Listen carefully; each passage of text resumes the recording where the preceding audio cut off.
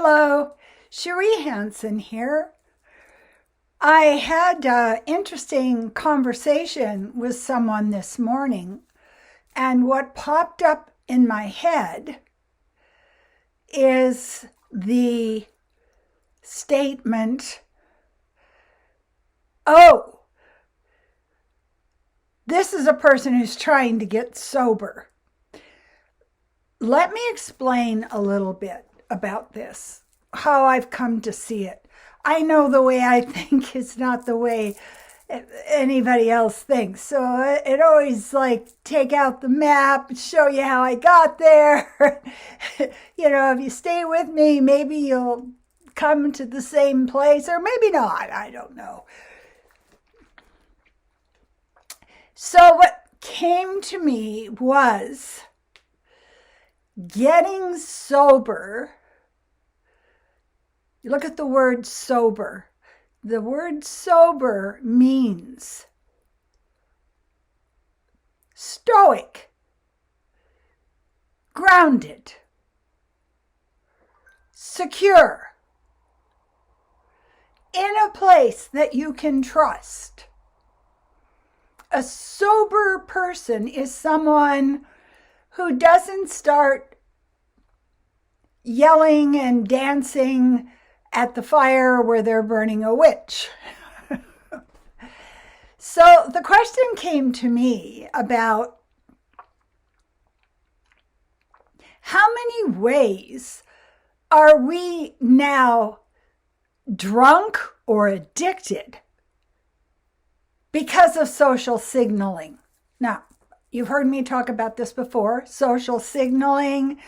Our minds are set up to take in what other people are doing as a kind of validation, like this is what I should be doing, these people do it, I should do it. And we want to mirror the behavior of the people who are around us. And what's happening right now is that because of the inability of most of us to ground ourselves, we've never been taught it. We haven't been around. I personally have only been around a few. There was a Blackfoot Indian medicine man. There was a Buddhist that I have been in the presence of, that I could feel how grounded they were. They didn't get knocked off of the perch. They were up high in the tree where they could see everything, and they didn't let the winds shake them and make them fall head over tail feathers down to the ground. So getting sober means giving up your addictions. And I'm just going to go through some of the ones that I'm seeing in my own life and I'm seeing in other people's lives. We are so challenged that what we're doing is we are choosing to live other people's lives. I want to watch Netflix or Disney Plus or some form of streaming so that for 4 or 5 hours, I'm not living my life. I am being lulled into a kind of numbness to my own feelings, my own thoughts, my own desires, my own failings, by simply not looking at them. So we come to a place where these addictions make us passive, they make us weak, they make us in a place where, we settle, we just settle. I'll sign that surrender, just give it to me, stop the torture. I'll tell you all the names. I'll tell you the plan. I'll tell you which bank we're going to hit. And so we have streaming. We have the really strong addiction to victimization going on. And I think this is the thing that's so interesting to watch that we're not aware of until we step back and really sit with ourselves. When we're in a time that is very chaotic, what happens is all of our past wounds are triggered. So if we had a bad childhood, or you went through a traumatic experience, or something happened to your beautiful flower of a person you were supposed to be, and it just ended up producing blighted fruit, asymmetrical and strange patches on the skin and all that kind of stuff. We are the kind of people that are most easily triggered. So we're in a place where we have an expert who knows how to use fear. And this is the thing. The expert has read all of the books about this horrific path he's following, and he knows what happens.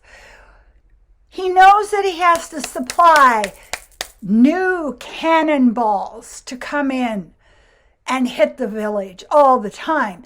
You can't just use the same old attack or nastiness, or it has to be to the place where the person is confused. There's so many, you have to keep them overwhelmed. And it's kind of like keeping a blog.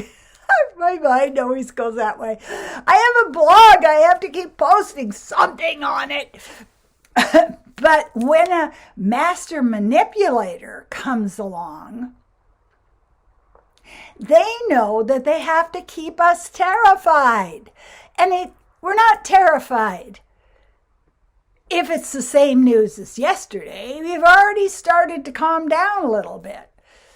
So it has to be new all the time. It has to be, like a comedian said this morning, I wouldn't be surprised if the Grand Canyon is going to become a landfill, or a garbage pit. It has to be something new and exciting and exotic and more horrific.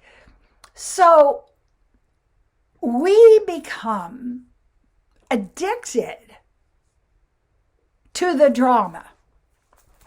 Oops, see that? I'll just take the other one out now. We become addicted to that surge of drama that hits our bodies. And we know for a fact that drama is as addictive as heroin. They've shown it when they put people's heads in an MRI and follow the path of drama, same path as the neuron for heroin. It feels great. And it makes us feel like this power of self-destruction. I'm just going to be full of hatred. That feels great. I love it. So this is something we need to really focus on right now. Really focus on. Is the thing I am doing, I'm choosing to do at this moment, an addiction? I might be addicted to sugar. I might be addicted to screen time. I might be addicted to sitting in a coffee shop and talking about how screwed up my neighbor is, or I am, or, my cat's got a limp. Oh my God. So we look at our behaviors and we ask the question, why am I behaving this way? I think the gift of mindfulness is we never allow any decision or choice we're making to escape us until they're interviewed. Why did you do that? The other day, I was sitting in a coffee shop and I found myself getting defensive. I found myself pushing back. And after the period of the interaction happened, I sat down and I interviewed myself. Why did you do that? What led you to make that decision? Oh, I'm addicted to being right. Shoot me up. Shoot me up, baby. I want to be right. So what can we do in the face of all this chaos? What can we do in the face of a master practitioner who knows how to wipe down our IQ to that of a child? He knows how to do it. And to get in a place where we're simply making a pledge to ourselves that we're going to get sober. I'm pinching down my viewing time on screens. I am walking more. I am choosing to be out in nature more. And it's a process. I'm just coming out of this time of passivity and deep addiction to things that used to make me feel good, but they don't anymore. Or even worse, there's some things that still feel good. And I have to break up with them as well. So this is our focus as we're going through all of this bombardment of our village. After we feel as if dragons are flying overhead and they're going to breathe fire on us. And this is the world that a practitioner of fear who wants to be a dictator is an expert at. Are they going to decide who I'm becoming? That's my choice. What does getting sober look like to me? I've never been addicted to alcohol or drugs. I was addicted to work. I got out of that. I became sober from that. What are the other things that I need to really look at right now so I can make my spirit stronger as we're going through this time of chaos? I can use the chaos. I can use the fear that is appearing in my mind to actually make me a Shaolin Buddhist warrior. These are tools we can use at this time. So sit down, interview yourself, ask the question, what are my addictions that I need to give up in order to become a very strong force for good?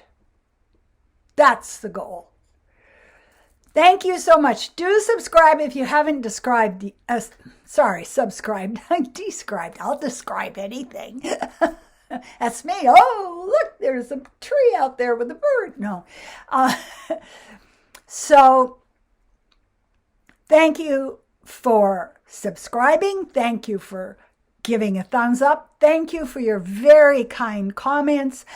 And I want to remind you that we're all in the same cauldron where the water is being turned up higher and higher and the chaos is being revved up higher and higher on purpose to make us lose our sense of calm, adult intelligence in the face of all of this. I'm hanging on to it. That's my intention. My intention is I am going to use this to get more and more sober and give up my addictions. If you want to have a channeled coaching session, get a hold of me. I work remotely. I'm very remote. I'm out there, and I would be glad to help you. Thank you. I appreciate it.